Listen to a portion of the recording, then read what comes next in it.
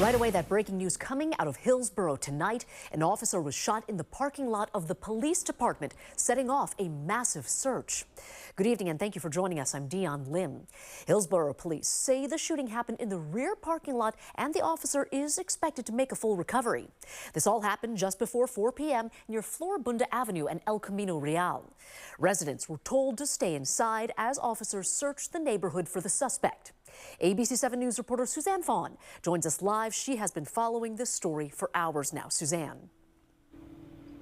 So Dion, tonight the road behind us is open again. We can tell you that we saw a huge presence of officers out here from about half a dozen different agencies. We saw canines, we saw SWAT team officers, we saw drones searching for the suspect. And tonight police tell us they're still looking for him.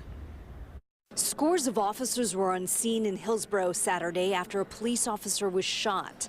We saw officers from Burlingame, Daly City, South San Francisco, San Mateo County sheriffs, and more. They were just sirens blaring undercover, and San Mateo County Sheriff and Hillsborough Police. I was trying to go out to church, and it took me a while to get out of my garage.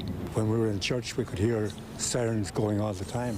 Police say the shooting happened just before 4 p.m. near El Camino Real and Floribunda Avenue. According to Hillsborough Police, an officer was ambushed and struck by gunfire in the rear parking lot of the police department. The officer returned fire and the suspect took off. The officer, who was wearing a bulletproof vest, is expected to survive. Police posted on social media and told residents in the area to shelter in place until further notice. They asked people to stay indoors and lock all their doors and windows.